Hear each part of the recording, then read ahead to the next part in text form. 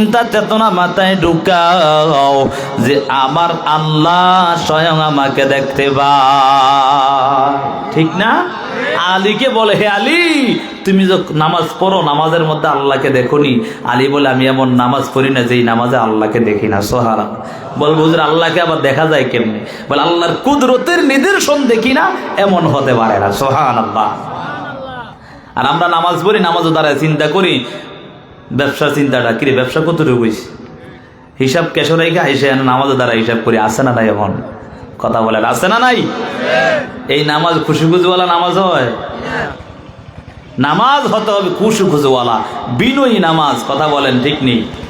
নামাজের মধ্যে দাঁড়ানো মানে আমি আল্লাহর সামনে দাঁড়ালাম, আমার মাথাটা আমার আল্লাহর সামনে ঝুঁকিয়ে দিলাম। মান তাওয়াজা লিল্লাহ রাফাহুল্লাহ। যে আল্লাহর জন্য বিনয়ী হয়, আমার আল্লাহ তাকে বড় বানায়া দেয়। এরে নবীর আশিকের দল, আজকে আমার না নামাজ পড়ি, নামাজের মতো নামাজ হয় না, অথচ আল্লাহ কোরআনের মধ্যে বলেন, ইন্নাস সালাতা তানহা আনিল ফাহশাই ওয়াল মুনকার ওয়া লাযিকরুল্লাহি আকবার ওয়াল্লাহু ইয়ালামু মা তাসনাউন। নিশ্চয়ই নামাজ মানুষকে অন্যায় কাজ থেকে বিরত রাখে। কথা বলেন, ঠিক না বেটি? অনেকের প্রশ্ন আসবে, হুজুর বড় বড় হাজী সাহেব মানুষের আইলো ঠেলে আবার হজ করে আসছে, আছে না নাই? এলাকাত নাই? বলে 5 ওয়াক্ত নামাজ সবার আগে আগে মসজিদে এসে হাজির হয়, কিন্তু মানুষের সুদ ঘুষের সাথে জড়িত আছে, এমন আসেনি? এলাকাত নাই? কারণ বলবো আমি মিথ্যা কথা বলছি, এই জন্য এলাকাত নাও থাকতে পারে, অন্য এলাকায় আছে আর কি, বুঝেন নাই? আচ্ছা, থাকলেও সঠিক বুঝতে আল্লাহ সকলে বলে আমিন। জোরে বলেন আমিন। নামাজি বড় নামাজি হয়ে গেছে, মুয়াজ্জিনের আযান শোনার পর সবার আগে আগে মসজিদে হাজির, মসজিদের সবার আগে আগে হাজির হইয়া ইমামের পিছনে দাঁড়ায়। আবার দেখবেন অন্যায় কাজে সবার আগে তাকেই দেখা যায়। বলে, হুজুর আল্লাহ কোরআনের মধ্যে বলেছেন নামাজ পায়েশা কাজ থেকে বিরত রাখ। কেমনে রাখলো? সে তো নামাজও পড়ে, আবার অন্যের আইলো ঠেলে। বলে, তার নামাজের মতো নামাজ এখনো হয় না, ঠিক না? নামাজের মতো নামাজ এখনো হয় না, এজন্য তার নামাজ থাকে অন্যায় কাজ থেকে বিরত করতে পারে না। সাহাবায়ে কেরাম পয়গম্বরের কাছে নালিশ করলেন, ইয়া রাসূলুল্লাহ, আপনার অমুক সাহাবী চুরি করে নামাজ পড়ে, আপনি আল্লাহ কোরআনের মধ্যে বলেছেন নামাজ নাকি মানুষকে অন্যায় কাজ থেকে বিরত রাখে, তাহলে তাকাইয়া দেখেন আপনার সাহাবী নামাজও পড়ে আবার চুরি করে, তাহলে কি হলো? নবী বলে, তার কাজ তাকে করতে দাও, 1 দিন 2 দিন 3 দিন পর আল্লাহর বান্দা নবীর সাহাবী বড় পাক্কা নামাজি হয়ে যায়। সুবহানাল্লাহ। এজন্য নামাজ হতে হবে খুশু খুজওয়ালা নামাজ। কথা বলেন, ঠিক না বেটি? নামাজ হতে হবে বিনয়ী নামাজ। একমাত্র এই চিন্তা আমার করতে হবে, ডানে জান্নাত বামে জাহান্নাম, পিছনে আমার আজরাইল, আমি দাঁড়িয়ে আছি ফুলসিরাতের গোড়ায়, এবং আমার সামনে আমার একজন মালিক আল্লাহ তাকায়া রইছে। আমি যত কিছুই করি না কেন, মনের মধ্যে যদি এই ধারণা হয়, তাহলে বান্দার কখনো নামাজের মধ্যে অন্য চিন্তা আসতে পারে না। এর যুবক সন্তান, ও পর্দার আড়ালের মা গো, ও দাউদকান্দির মুসলমান, আজকে তাকাইয়া দেখো, আমরা আজকে বিপদের মধ্যে পড়ে গেলে সাথে সাথে গ্রামীণ ব্যাংকে দৌড়াই, কোনো বিপদের মধ্যে পড়ে গেলে লোন আনতে দৌড়াই। না না না, আমার আল্লাহ কোরআনের মধ্যে বলেন, ইয়া আইয়ুহাল্লাযীনা আমানুস্তাঈনু বিস-সাবরি ওয়াস-সালাহ ইন্নাল্লাহা মা'আস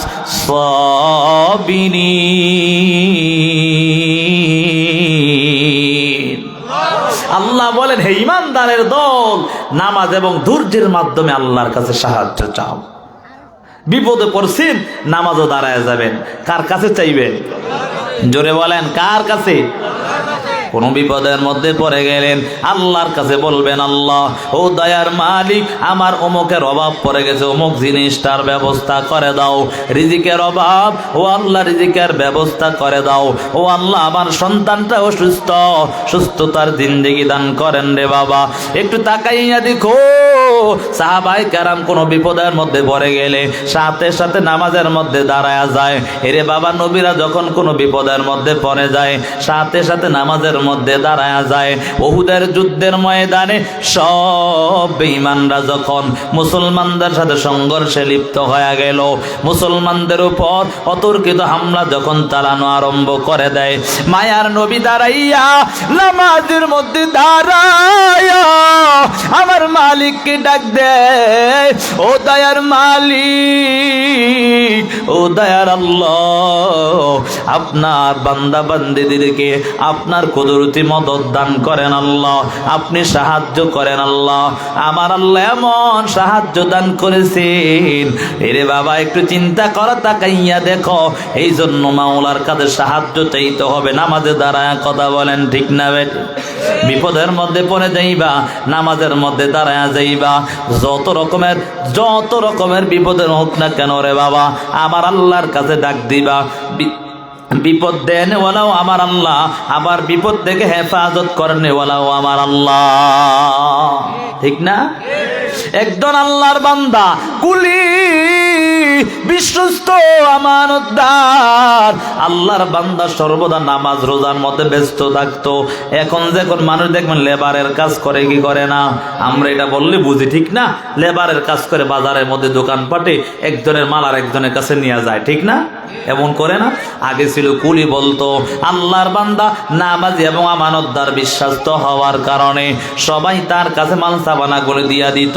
আল্লাহর বান্দা ওই মালসাবানাগুলো নিয়ে অপরের কাছে পৌঁছায়া দিতেন। একদিন আল্লাহর গোলাম নামাজের যখন পড়িয়া আল্লাহর বান্দা কাজ করার জন্য চলে গেলেন, কাজ করার জন্য যাওয়ার পর আল্লাহর বান্দার কাছে যখন মালসাবানা দিলেন অন্য জায়গায় নেওয়ার জন্য, কুলি সাথে সাথে মালসাবানাগুলো নিয়া রওনা হয়ে গেলেন। সাওয়ারি নিয়ে রওনা হতে হতে পথের মধ্যে আগন্তুক একজন মুসাফিরের সাথে মোলাকাত হয়ে যায়। মুসাফির ডাক দিয়া বলে, রে কুলি, তুমি যে যাইতেছো সাওয়ারিটা নিয়া, আমাকে একটু নিয়ে যাও, আমি তোমার সাথে একটু যেতে চাই। আমার রাস্তার পুরাই না, অর্থাৎ আমি কোনো গাড়ি ঘোড়া পাচ্ছি না, সাওয়ারি পাচ্ছি না, তুমি আমাকে নিয়ে যাও। কুলি আল্লাহওয়ালা চিন্তা করলো, যেহেতু এমন একটা চিন্তা মাথার মধ্যে, কারণ সে আল্লাহওয়ালা যারা হয় তারা কখনো কাউকে ধোকা দেয় না, তাদেরকে অনেকে ধোকা দেয়, কথা বলেন ঠিক না বেঠিক? আল্লাহওয়ালার মনের মধ্যে চিন্তা, আল্লাহর বান্দা বিপদে পড়ে গেছে, আমার সাথে একটু রওনা হবে, কোনো সমস্যা নাই। কুলি আগন্তুক মুসাফিরকে পিছনে নিয়ে রওনা হয়ে গেলেন। পথের মধ্যে যাওয়ার পর চৌরাস্তা আসার পর কুলি আগের রাস্তা দিয়ে রওনা হয়ে গেলেন। আগন্তুক মুসাফির ডাক দিয়া বলে, এরে কুলি, এতদিন তো এই রাস্তায় সর্বদা ভ্রমণ করেছো, আজকে অন্য রাস্তা দিয়া যাও, নতুন রাস্তা চিনবা। এরে বাবা, দেখবেন কিছু কিছু মানুষদের কথা সত্য কিন্তু মতলব খারাপ। কালিমাতু হাক্কিন উরিদা বিহাল বাতিল, কথা সত্য মতলব খারাপ, এমন লোক আছে না নাই? আসেনি? এলাকাত নাই? কুলি চিন্তা করেছে, যেহেতু এমন কথা বলছে, আল্লাহর বান্দা মিথ্যা কথা বলবে না। আল্লাহর বান্দার কথা শুনিয়া কুলি আবার অন্য রাস্তা দিয়ে চলতে চলতে হঠাৎ তাকাইয়া দেখে আমার একটা গভীর জঙ্গল দেখা যায়। ওই জঙ্গলের মধ্যে তাকাইয়া দেখে আর রাস্তা কোনো রাস্তা পাওয়া যাচ্ছে না। এমন অবস্থার মধ্যে কুলি একটু পেরেশান হয়ে গেল। তাকাইয়া দেখে পিছনের আগন্তুক মুসাফির একটা তরবারি নিয়ে দাঁড়ায় আছে। আগন্তুক মুসাফির ডাক দেয়া বলে, রে কুলি, তাড়াতাড়ি নামো, আমি কোনো মুসাফির না, আমি কেউ না, আমি একটা ডাকাত, আমি একটা সন্ত্রাস। বলে, তাড়াতাড়ি তোমার ধন সম্পদ গুলি সবকিছু আমার কাছে দিয়া দাও।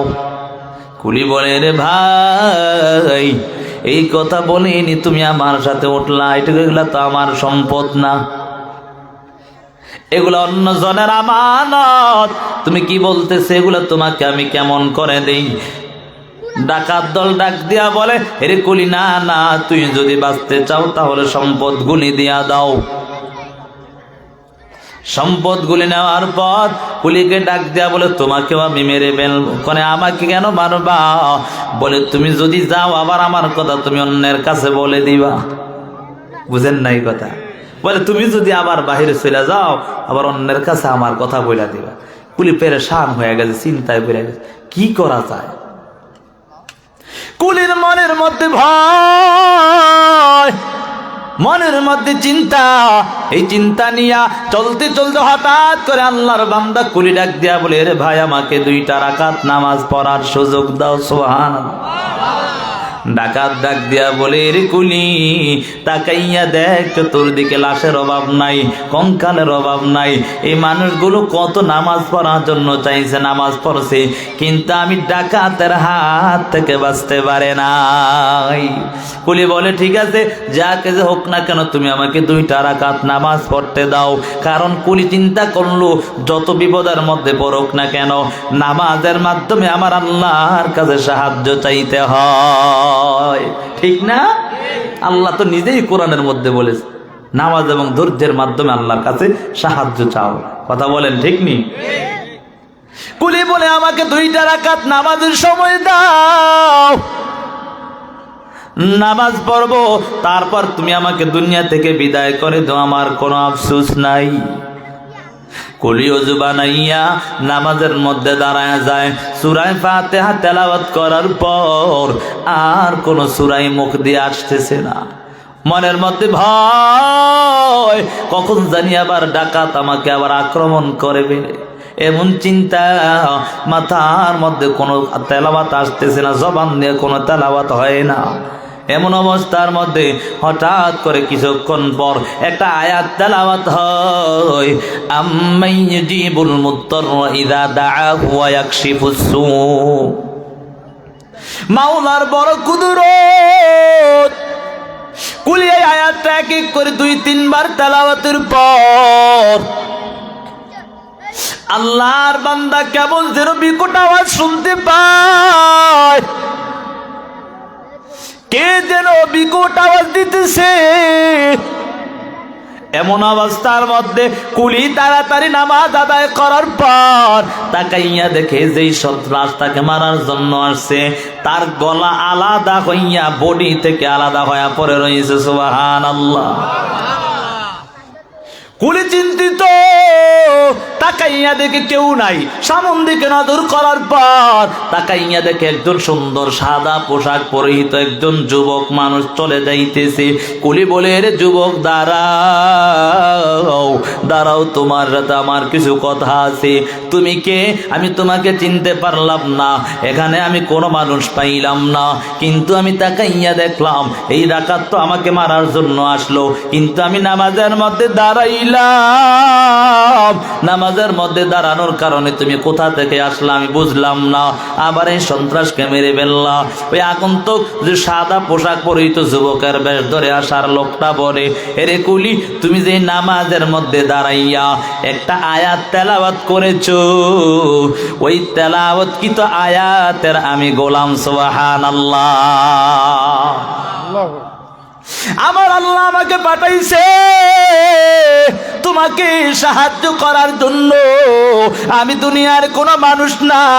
এর যুবক সন্তান, ও পর্দার আলীর মা গো, আজকে তুমি বিপদের মধ্যে পড়ে যাও, সাথে সাথে নামাজের মধ্যে দাঁড়ায় যাও, আমার আল্লাহর কাছে চাও, ও আল্লাহ, আমি বিপদের মধ্যে পড়ে গেলাম, আমি অসুস্থ হয়ে গেলাম। এরে বাবা, এই কথা বলবা না, আল্লাহ শুধু আমাকেই দেখছে আর কাউকে দেখে না।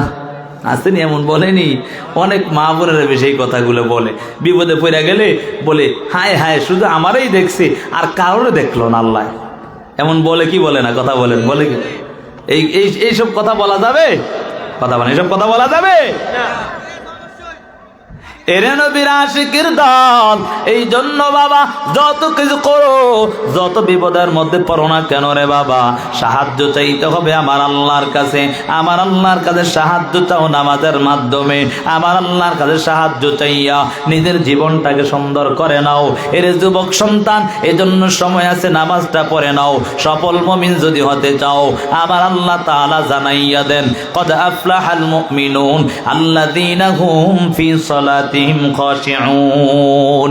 এই দুনিয়ার মানুষ সফল মুমিন যদি হতে চাও, নামাজের মধ্যে দাঁড়ায়া যাও, খুশু খুজুওয়ালা নামাজ আদায় করে নাও। আমার আল্লাহর কাছে ডাক দিয়া বলো, আল্লাহ এমন নামাজ পড়তে হবে যেই নামাজের মধ্যে দাঁড়াইয়া শুধু আল্লাহর কথা স্মরণ হয়, আর কারো কথা স্মরণ হয় না। এরে বাবা তাকাইয়া দেখো, আজকে দরিদ্র হওয়ার কারণে যদি বলা হয়, প্রশ্ন করা হয়, রে বাবা নামাজ কেন পড়ো না, ডাক দিয়া বলো, হুজুর টাকা পয়সা নাই, জন্য কাজ করি, আপনি তো খাওয়াইবেন না। বুঝেন নাই কথা? ইমাম সাহেব ডাক দিয়া বলে, কি চাচা নামাজ পড়েন নাই গা? বলে, আপনি তো পরের বাড়িতে খান, আপনার কোনো খবর নাই, আমার তো কাজ করে খাইতে হয়। ঠিক নি? বুঝেন নাই কথা? ইমাম সাহেব ডাক দেয়, কি চাচা, কি ভাই, নামাজ কেন পড়েন না? বলে, আপনি তো পরের বাড়িতে খান, এই জন্য আমরা টেনশন নাই, আর আমরা তো কাজ করে খাইতে হয়। কথা আসেনি এমন? হুজুরে হরালে কইরাইয়া খায় পরের ভাই, আপনি হরালে করতেন হলেন না? বুঝেন নাই কথা? রাগ করতেন আপনারা? রাগ করেন না, কথা বলেন, ঠিক নি? বুঝানোর জন্য বলতেছি। এজন্য বাবা হুজুর ডাক দেয়, কি চাচা নামাজ পড়তেন না? বলে, হুজুর টাকা পয়সার অভাব, এজন্য একটু কাজ বেশি করি, যাতে করে টাকা পয়সা হয়।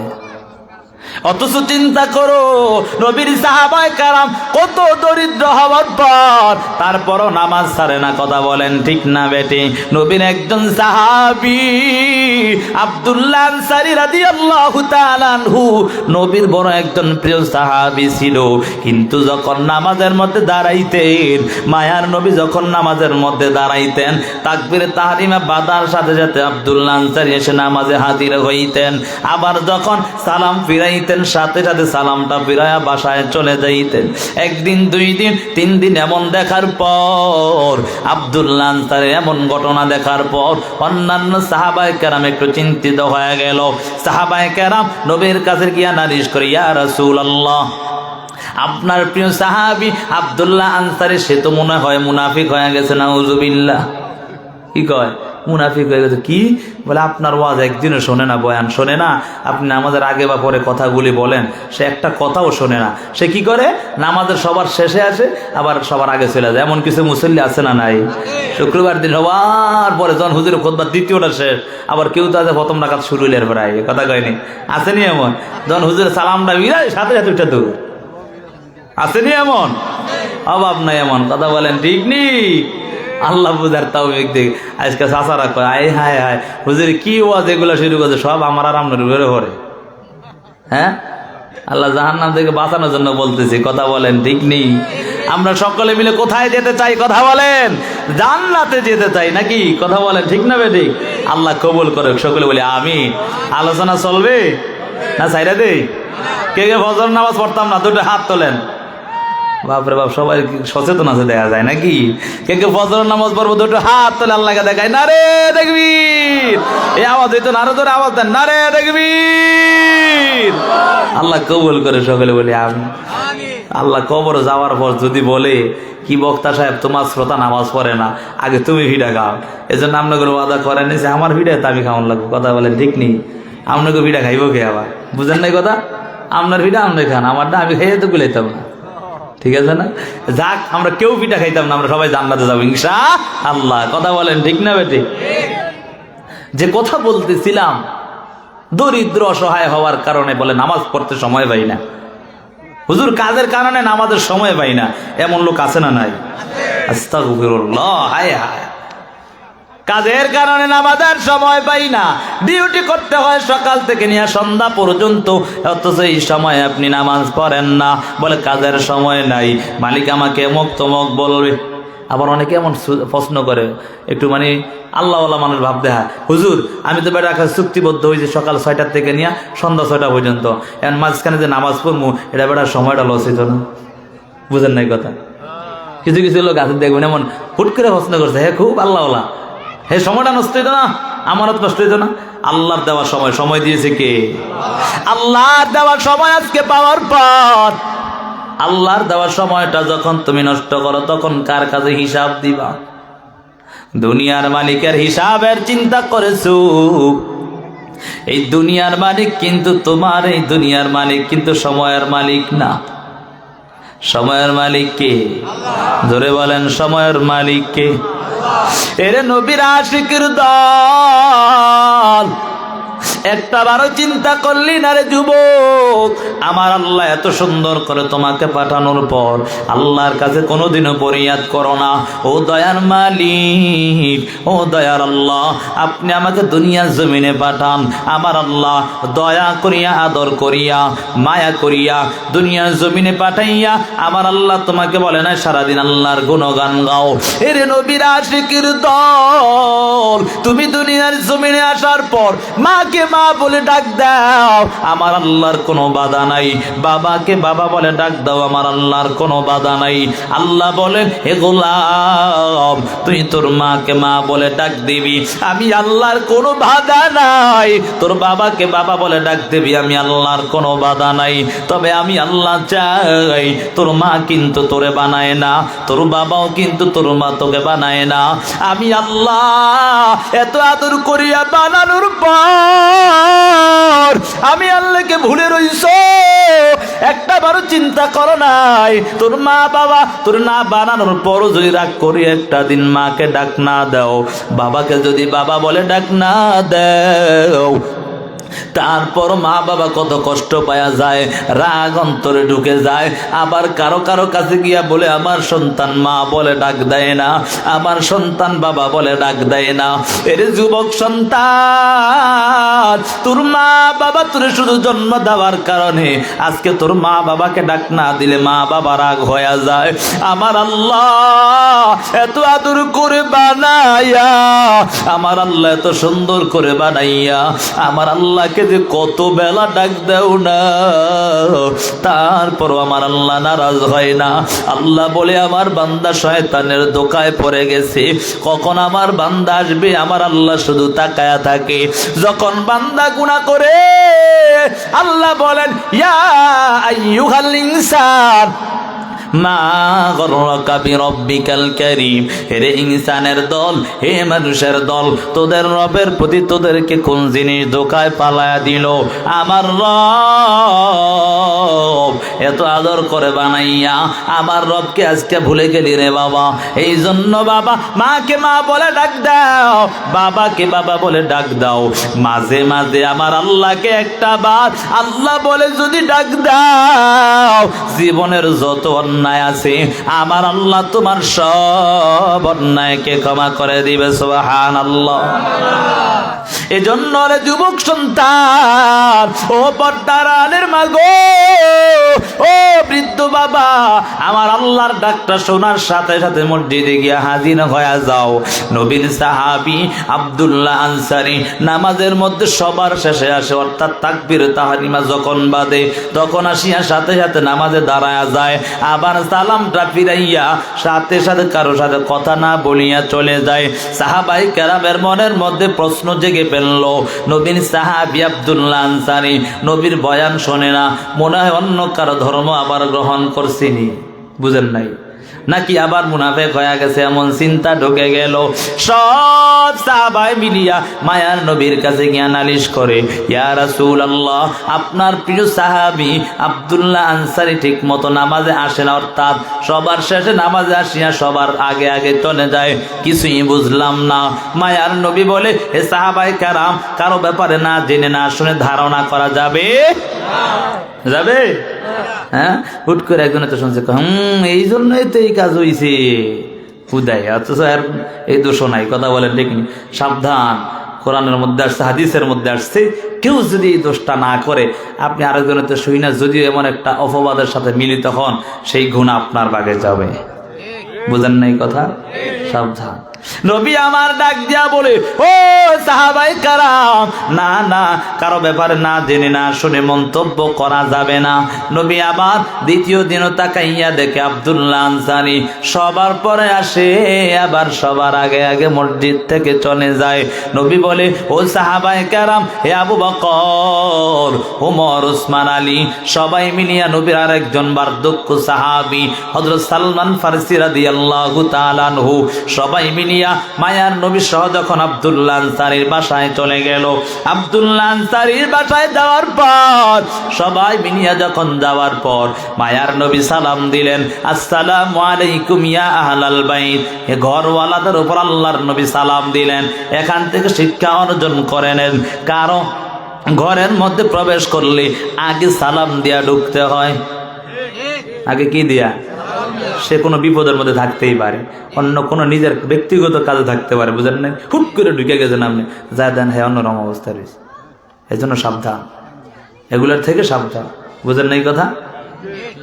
যার ঘরে ঢুকবেন আগে সালাম দিবেন, সালামের জবাব দিলে মনে করবেন সে আপনাকে অনুমতি দিয়েছে ঘরে ঢোকার। পারবেন তো ইনশাআল্লাহ? আজকের বয়ান থেকে কি শিখলেন? 1 নাম্বার হলো সালাম। কথা বলেন ঠিক নেই? আল্লাহ কবুল করে, সকলে বলি আমিন।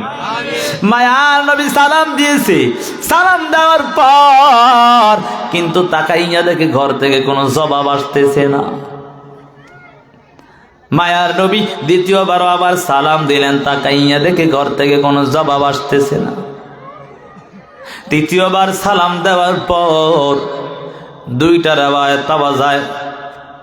একটা হলো তৃতীয়বারের সময় সালামের জবাব দিন, কেউ কেউ বলেন তৃতীয়বারের সময় সালামের জবাব দেয় না, যার কারণে মায়ার নবী আবার ফিরে চলে যাচ্ছে। হঠাৎ করে পিছনের থেকে দৌড়ায় আসিয়া আব্দুল্লাহ আনসারী কান্না করে বলে, ও নবী আমার, আমি আপনাকে বড় কষ্ট দিয়া ফেললাম, আপনাকে মনে হয় আমি কষ্ট দিয়া ফেলেছি, আপনার প্রথম সালামের জবাব আমি দিতে পারলাম না। নবী আমার ডাক দিয়া বলে, এরে আব্দুল্লাহ, বল তোমার কোন জিনিস বারণ করেছে আমার সালামের জবাব দেওয়ার জন্য? কিছুই আমি বুঝতে পারলাম না। এরে বাবা, যত বিপদের মধ্যে থাকুক না কেন সাহাবায়ে কেরাম নামাজ ছাড়ে না, যত দরিদ্রতার মধ্যে থাকুক না কেন সাহাবায়ে কেরাম নামাজ ছাড়ে না। এর যুবক সন্তান, এখান থেকে ইবরত হাসিল করে নাও, শিক্ষা অর্জন করে নাও। আব্দুল্লাহ আনসারী ডাক দিয়া নবীকে বলে, ও নবী আমার, ও পয়গম্বর, আপনি আমাকে ক্ষমা করে দেন, আমি আর এমন কাজ করব না, আমি আপনার সালামের জবাব দিতে পারলাম না। নবী বলে, কেন সালামের জবাব দিতে পারো নাই? এবং মায়ার নবী আরেকটু সামন দিকে যাওয়ার পর তাকাইয়া দেখে আব্দুল্লাহ আনসারীর ঘরের দরওয়াজার সামনে 2টা ছোট ছোট বাচ্চার হাতের মধ্যে কেমন যেন আংটা লাগাইয়া বেঁধে রাখা হয়েছে। 2টা ছোট ছোট বাচ্চা কান্না করে আর আব্বু আব্বু বলে ডাক দেয়। মায়ার নবী এমন দেখার পর মায়ার নবীর মনটাও কেমন যেন একটু ছোট হয়ে গেল। নবী আমার ডাক দিয়া বলে, এরে আব্দুল্লাহ, বলো কেন তুমি আমার সালামের জবাব দেও না? একটু জানতে চাই। এই কথা শোনার পর আব্দুল্লাহ আনসারী কান্না জড়িত কণ্ঠে ডাক দিয়া বলে, নবী আমার ঘরে মাত্র একটা পোশাক, আমার ঘরে দ্বিতীয় আর কোনো পোশাক নাই, যার কারণে আমি একটা পোশাক হওয়ার কারণে আপনি যখন বিলাল আজান দেন, আজান শুনি আমি আর সহ্য করতে পারি না, কারণ আমি আমার মায়ার নবীর পিছনে যদি নামাজ আদায় করতে না পারি আমার কলিজা ঠান্ডা হবে না, কারণ মায়ার নবীর তেলাওয়াত এত মধুর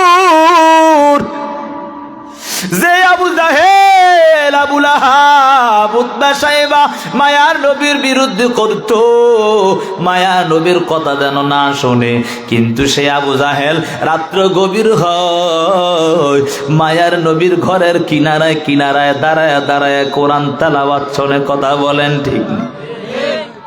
এমন নবীর মধুর তেলাওয়াত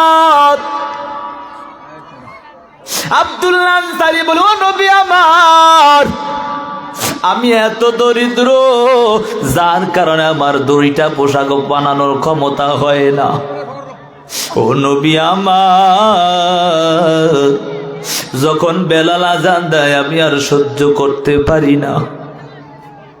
আমি আমার ঘরের মধ্যে একটা গর্ত বানায়া আজানটা দেওয়ার সাথে সাথে আমি আমার পোশাকটা পরে আমার বিবিকে ওই গর্তের মধ্যে রাখিয়া আমি নিজে নামাজ আদায় করার জন্য মসজিদে নববীতে হাজির হয়ে যায়। ও নবী আমার বিবি গর্তের মধ্যে থাকে।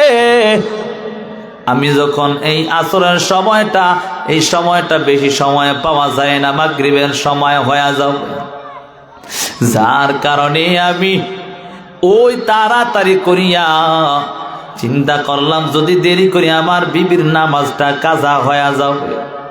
এই জন্য আমি আসিয়া তাড়াতাড়ি আমি আমার পোশাকটা খুলিয়া গর্তের মধ্যে প্রবেশ করলাম। ও নবী আমার, আর ওই পোশাকটা আমার বিবি পরিয়া নামাজ আদায় করেছে, যার কারণে নবী আপনার সালামের জবাবটা আমি দিতে পারি নাই। এ কথা শোনার পর মায়ার নবীর চোখ দিয়া বেয়ে বেয়ে পানি পড়তেছে। পানি দেখিয়া আবু বকর, ওমর, উসমান, আলী কান্না করে।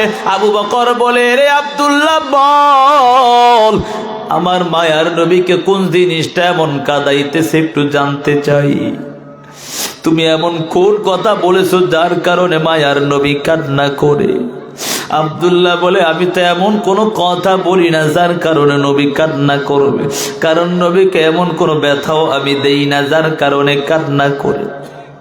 নবী বলে, ও সাহাবায়ে কেরাম, তোমরা তো আমার সাহাবীর ব্যাপারে যেই ধারণা দিয়েছো সেই ধারণা তো আসলে ধারণা নয়।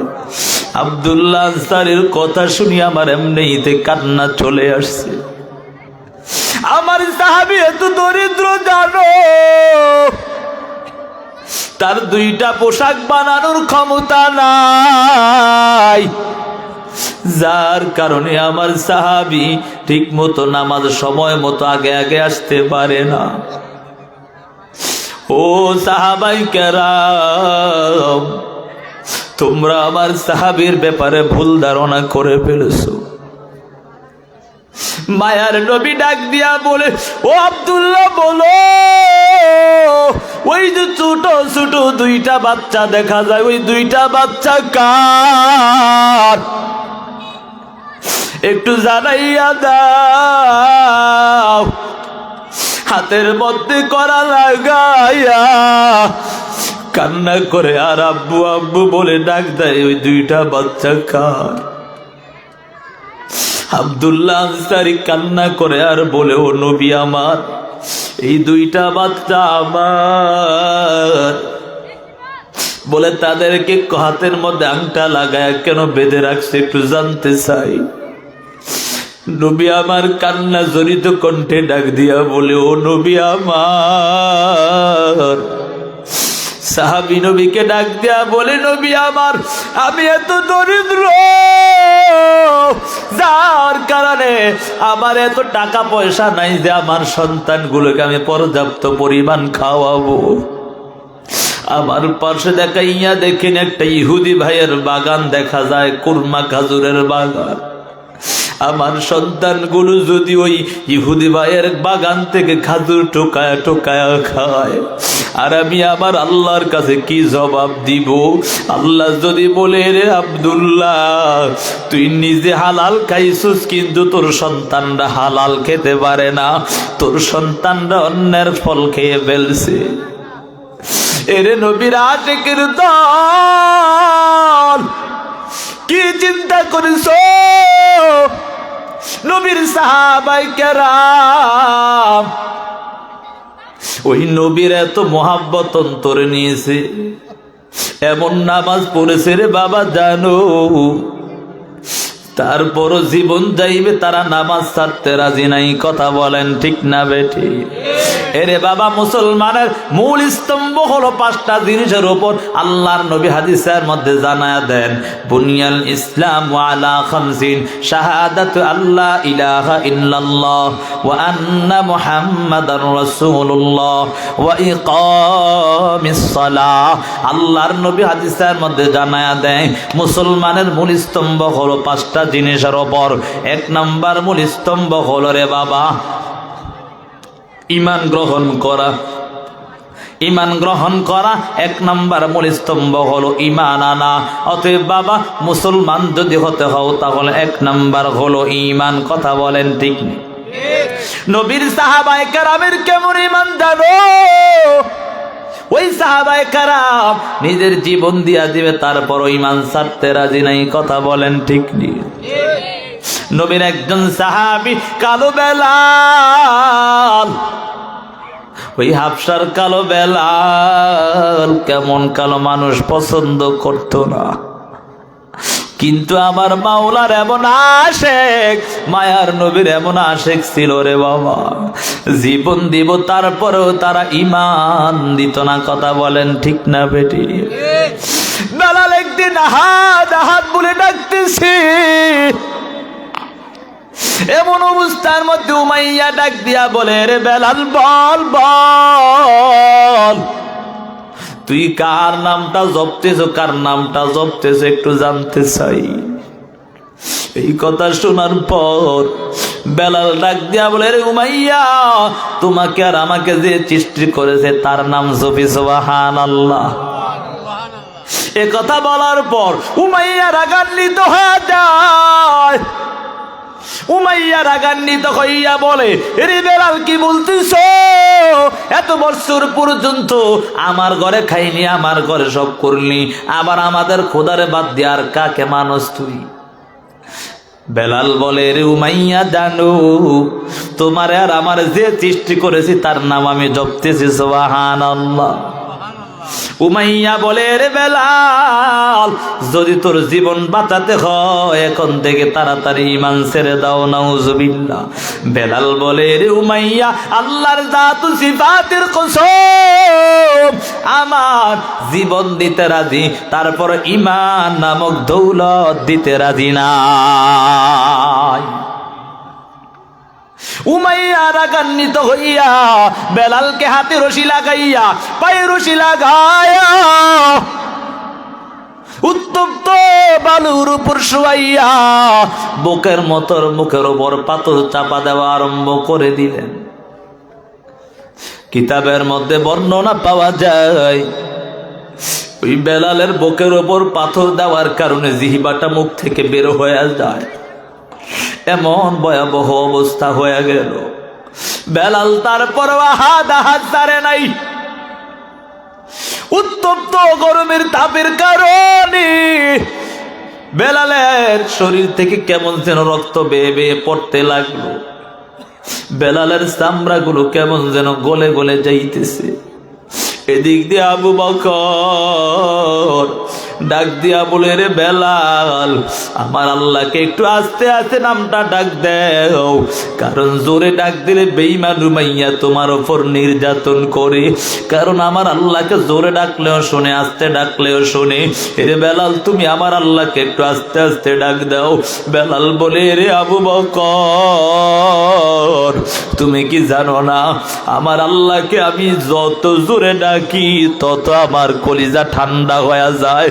ওই উমাইয়া যদি আমার উপর যত নির্যাতন করো আমার কোনো আফসোস নাই, আমি তো স্বয়ং আমার মাওলার জান্নাত আমি দেখতে পাই।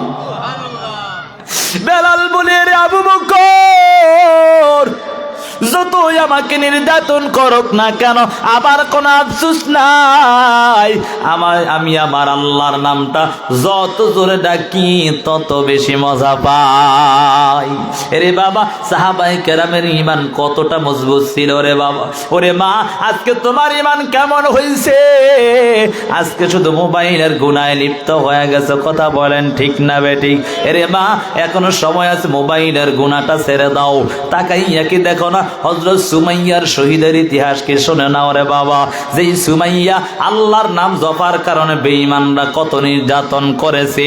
সুমাইয়ার দোনো হাত বাঁধিয়া, দোনো পা বাঁধিয়া শরীর থেকে পোশাকটা খুলে ফেললো, উলঙ্গ করে ফেললো। ওই সুমাইয়ার শরীর থেকে চামড়াটা ছিঁড়ে বের হয়, তারপরেও সুমাইয়া কালেমা ছাড়ে নাই। এরে বাবা, তাকাইয়া দেখো ইতিহাস লক্ষ্য করে দেখো রে বাবা, ওই সুমাইয়াকে ডাক দিয়া বলে, এরে সুমাইয়া তুই ঈমান দিবি নাকি তোর জানটা দিয়া দিবি? সুমাইয়া বলে, এরে বেঈমানের দল, আমি আমার জান দিব তারপর ঈমান দিতে রাজি নাই। সুমাইয়াকে এত নির্যাতন, হাতের মধ্যে পায়ের মধ্যে বল্লম মারিয়া তারপর লজ্জাস্থানের মধ্যে বল্লম মেরে দিয়েছে।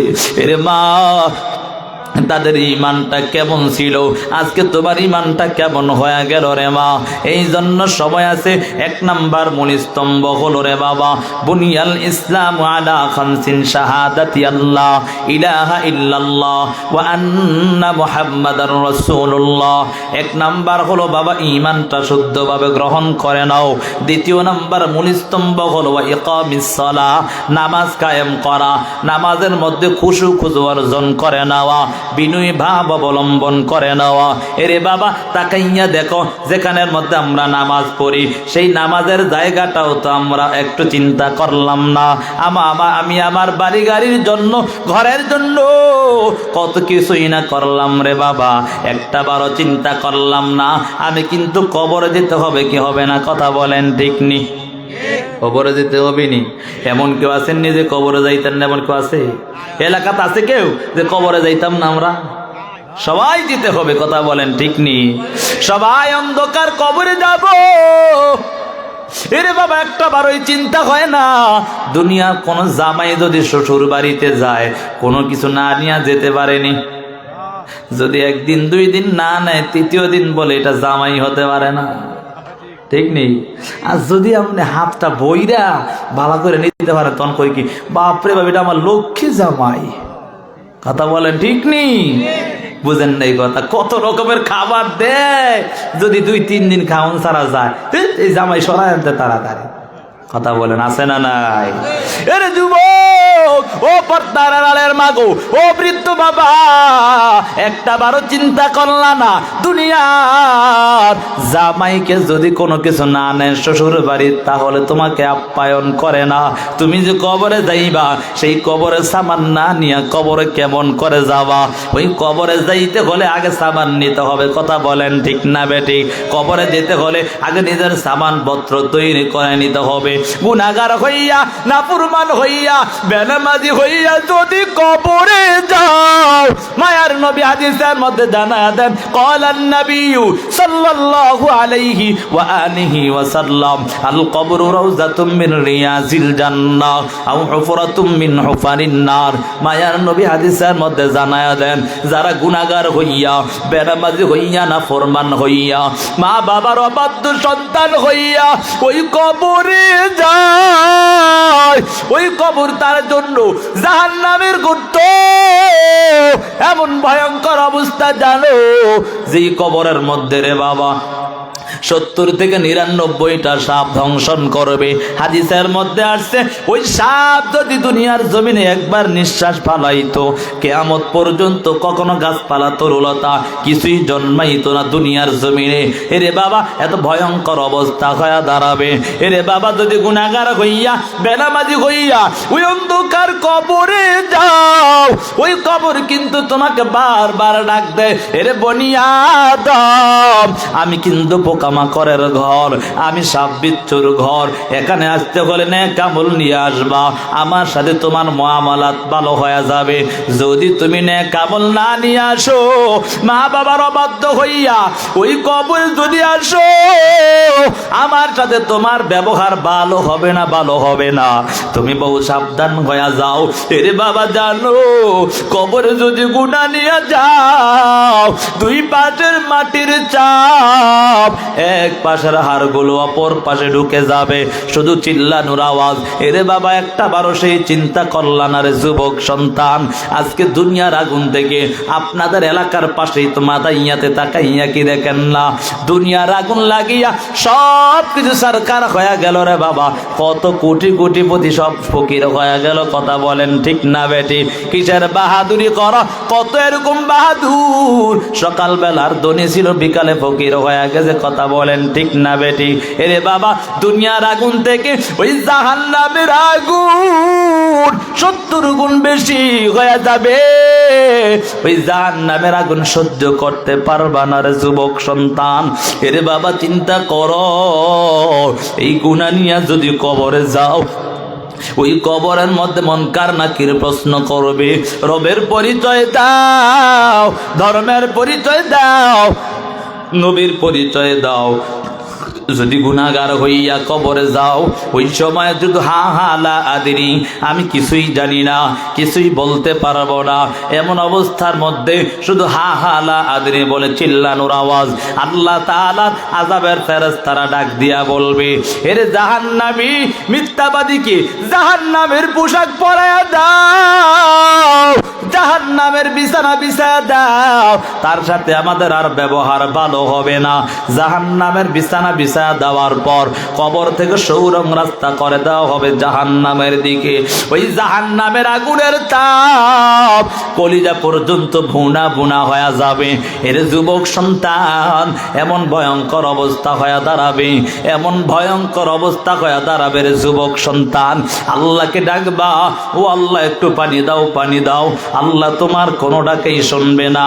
এরে বাবা, অনেক রেওয়ায়াতের মধ্যে পাওয়া যায় এমন পিপাসা লাগবে, পুরা দুনিয়াটাকে যদি সমুদ্র সময় বানানো হয়, আল্লাহর বান্দা মনে হয় ওই পানিগুলা খাইয়াও তার পিপাসা মিটবে না, এমন ভয়ঙ্কর অবস্থা হয়ে দাঁড়াবে।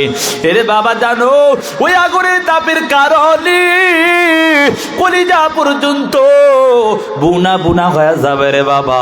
এমন অবস্থার মধ্যে আল্লাহকে ডাকবা, ও দয়ার মালিক,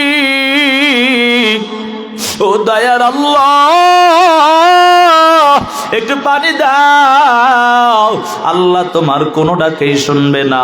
হাজার হাজার বছর পার হয়ে যাবে এরে বাবা, তারপর আল্লাহ তাআলা আযাবের ফেরেশতা দিয়া রক্তবুজ পানি ঘামগুলোকে একত্রিত করিয়া, এরে যুবক সন্তান, আজকে কত মা বাবার অবাধ্য হয়ে গেছো। এরে যুবক সন্তান, আর অন্যায় করো না রে যুবক সন্তান। একটা বারো কি সেই চিন্তাটা করলা না? এই দুনিয়া ছেড়ে অন্ধকার কবর যেতে হবে রে যুবক সন্তান। কত রকমের গুনায় লিপ্ত হয়ে গেছো, মোবাইলের গুনায় লিপ্ত হয়ে গেছো, একটা বারো এই চিন্তা হয় না রে যুবক।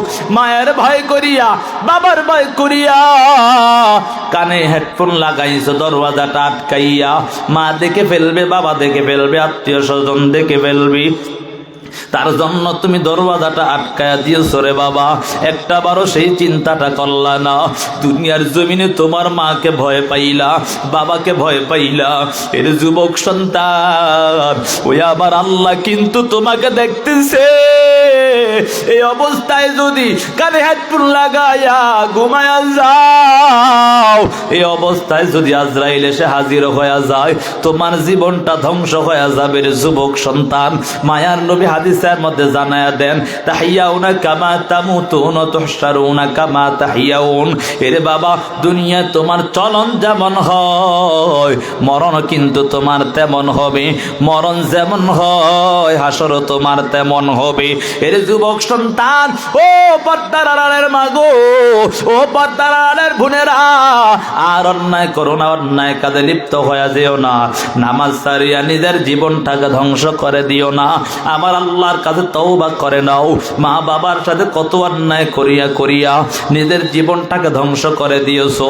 এর যুবক সন্তান, একটা বারো চিন্তা করলা না, সেই মা কত কষ্ট করিয়া করিয়া তোমাকে গর্ভে ধারণ করেছে, যেই বাবা কত কষ্ট করিয়া করিয়া মাথার ঘাম পালাইছে।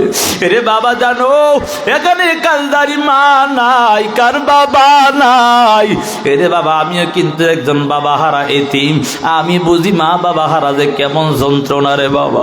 গত বছর এই সময় যত মাহফিলে রাত্রে হোক না রে কেন রে বাবা, রাত্র 2টা-3টা বাজে তাকাইয়া দেখতাম আমার বাবা টেলিফোন করতো, কিন্তু এখন তাকাইয়া দেখে প্রায় 5 মাসের উপরে হয়ে গেল, একটা দিনও বাবা কোনো কোনোদিন টেলিফোন করে না রে বাবা। এরে যুবক সন্তান, যার মা নাই, যার বাবা নাই, সে বুঝে মা বাবা হারা যে কেমন যন্ত্রণা। এরে যুবক সন্তান, তোমার বাবা মাত্র 10-15 হাজার টাকার চাকরি করে, ঘরে গিয়া বলো, হে বাবা আমাকে 20,000 টাকার অ্যান্ড্রয়েড কিনে দাও। বাবা বলে, সন্তান এত টাকা আমার কাছে নাই, তোমাকে আমি অ্যান্ড্রয়েড কিনে দেব। এর যুবক সন্তান, ও কপাল পোড়া সন্তান, তুমি তোমার বাবাকে একটা গালি দিলা বা নির্যাতন করলা, তুমি তোমার মাকে গালি দিলা, মায়ের ওপর নির্যাতন করে ফেললা। সাবধান সাবধান, না না, সাবধান হয়ে যাও। তোমার মা বাবার পায়ের নিচে কিন্তু সন্তানের জান্নাত। কথা বলেন ঠিক না বেঠিক? ইমাম আহমদ বিন হাম্বল কত বড় ইমাম, জমানার বড় ইমাম, যিনি মুসনাদে আহমদ শরীফ লিখেছেন, যার মধ্যে 40,000-এর ঊর্ধ্বে হাদিস লিপিবদ্ধ করা হয়। ইমাম আহমদ বিন হাম্বল একদিন রাত্র গভীর হয়, রাত্র গভীর বেলা বাসায় আসিয়া তাকাইয়া দেখে মা ঘুমায়া বললেন। ইমাম আহমদ বিন হাম্বল বাসায় আসিয়া, তাড়াতাড়ি বাসায় আসিয়া মা ঘুমাইয়া রইল, মায়ের ঘুম ডিস্টার্ব হয়ে যাবে জন্য ইমাম আহমদ বিন হাম্বল আস্তে আস্তে করে মায়ের পায়ের কাছে বসলেন। মায়ের পায়ের কাছে বসিয়া মায়ের পায়ের মধ্যে চুমু খেতে লাগলেন। বলেন তো বাবা, যদি পায়ের মধ্যে একটু আঙ্গুল লাগানো হয় সুরসুরি লাগে কি লাগে না? মায়ের পায়ের মধ্যে 2-3 বার চুমু খাওয়ার পর মা জাগ্রত হইয়া তাকাইয়া দেখতেছে, তাকাইয়া দেখে জমানার বড় ইমাম ইমাম আহমদ বিন হাম্বলকে দেখা যায়। এমন দেখার পর, ইমাম আহমদ বিন হাম্বলকে দেখার পর দুকুনি মা চিল্লাইয়া বলে, এর সন্তান, আমার কপালটা পুড়ে গেছে, তুমি না জমানার বড় ইমাম, তুমি কেমন করে আমার পায়ের মধ্যে চুমু খাইলা? এ কথা বলার পর ইমাম আহমদ বিন হাম্বল ডাক দিয়া বলে, এরে মা, আল্লাহর জাতু সিফাতের কসম, এই দুনিয়ার জমিনে আমি যত বড় ইমাম হই না কেন মা, তোমার সামনে এখনো আমি ইমাম হতে পারি না। সুবহানাল্লাহ। এরে মা, আমি তো তোমার পায়ে চুমু খাই না। এ কথা বলার পর মা ডাক দিয়া কান্না জড়িত কণ্ঠে বলে, এরে সন্তান, তোমার জবান তার মাওলার কোরআন বের হয়, তোমার জবান দ্বারা নবীর হাদিস বের হয়, এই জবানটা দিয়ে ঠোঁটটা দিয়ে কেমন করে আমি মায়ের পায়ে চুমু খাও? এ কথা বলার পর ইমাম আহমদ বিন হাম্বল ডাক দিয়া বলে, এরে মা, আমি দুনিয়ার কারো পায়ের মধ্যে চুমু খাই না, আমি স্বয়ং আমার জান্নাতের মধ্যে চুমু খাই। কারণ মায়ার নবী হাদিস পড়েছি, মা বাবার পায়ের নিচে সন্তানের জান্নাত। কথা বলেন ঠিক না বেটি?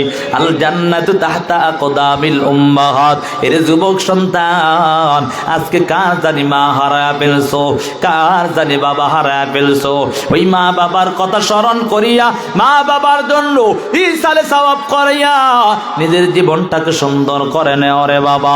মা বাবার জন্য মা বাবা কত কষ্ট করেছে, এর বাবা একটা বারো চিন্তা করো নাই, যেই মা নিজে না খাইয়া সন্তান তোমাকে খাওয়াইছে, সেই মাকে কেমন করে আজকে ভুলে গেছো রে সন্তান?